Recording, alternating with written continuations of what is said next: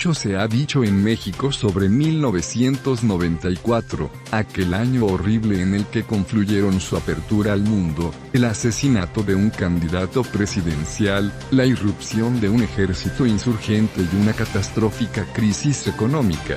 Un cuarto de siglo ha pasado desde entonces y poco parece haber desgastado en la memoria colectiva un año que, en el recuerdo, parece haber marcado el fin de la inocencia para un país. Durante aquellos meses la conversación que pretendía vender la entrada en la modernidad fue interrumpida abruptamente por la violencia y el reclamo de los olvidados de siempre. Netflix ha decidido que el aniversario es buen momento para detenerse nuevamente en aquella gran narrativa compuesta por sobresaltos. La plataforma apostó con dos proyectos. El primero, una ficción de 8 episodios llamada Historia de un crimen, Colosio, lanzado en marzo. El segundo, una miniserie documental, producida por Vice, de 5 episodios de 45 minutos estrenada este viernes. El periodista Diego Enrique Osorno, quien ha decidido explorar en los últimos años el cine como herramienta,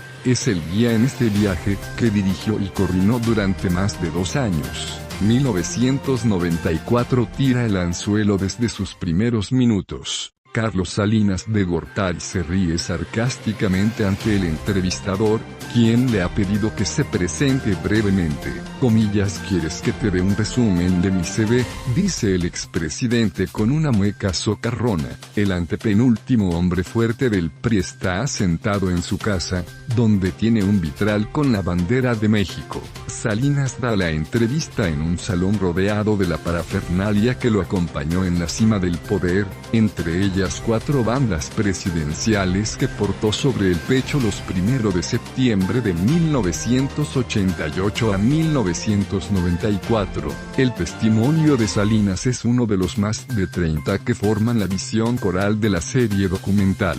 Es también una de las opiniones más importantes dentro del medio centenar de entrevistas grabadas por la producción.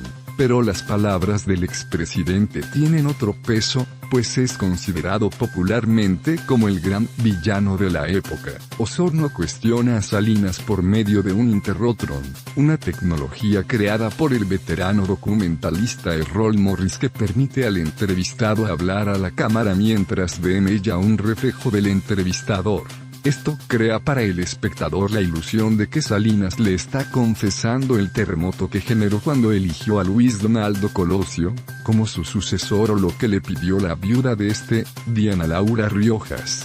Tras el magnicidio, el antagonista a esa versión de la historia es el subcomandante Marcos, hoy conocido como Galeano, quien da su primera entrevista frente a una cámara desde 2006. Desde la selva, el rebelde que comandó a un ejército en Chiapas los primeros minutos de 1994, justo cuando México soñaba con amanecer miembro del primer mundo, dice sin rodeos que no hay inocencia en la política mexicana. Palabras que difuminan los colores que dibujan el relato de la candidatura de Colosio y la presidencia de Ernesto Zedillo. Es Zedillo quien arrancó su presidencia con una crisis económica que le costó al país una deuda de $43.000 millones, uno de los pocos ausentes en el documental.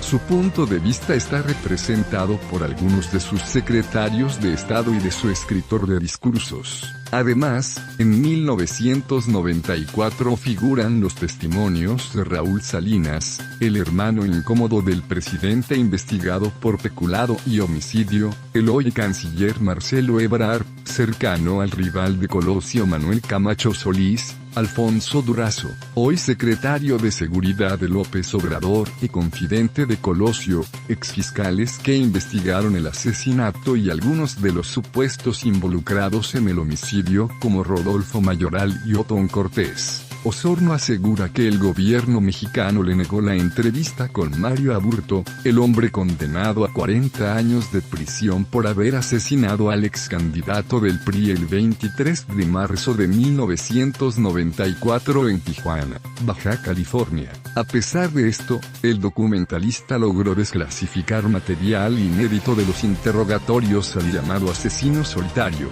1994 es luz sobre una herida marcada en la memoria mexicana. La serie también es información novedosa para una generación cuyo primer contacto con el PRI fue el gobierno de Enrique Peña Nieto. Para ellos, el nombre de Carlos Salinas es conocido principalmente en boca de López Obrador, quien lo consideró el innombrable, su principal adversario. Salinas ha roto su silencio, y el documental muestra que aún puede citar de memoria a Maquiavelo.